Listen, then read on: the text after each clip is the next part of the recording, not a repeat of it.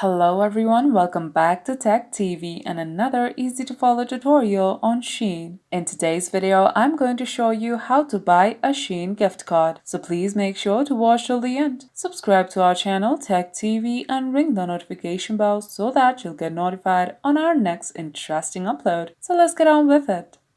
At first, open Shein on a device and log in. Here, tap Gift Card and scroll down to select your preferred design.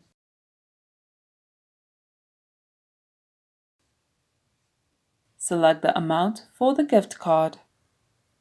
Type the email of the receiver and type in your email. Now add a message for the receiver of the gift card.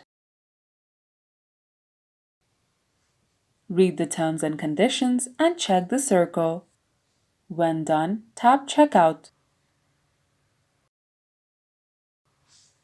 Then add the shipping address and the payment information. Tap Place Order. And that's how you buy a Shein gift card. If you liked the video, please leave a like and let me know if you thought it was helpful in the comment section down below. Thank you for watching and I'll be back with more interesting tutorials soon. Until next time.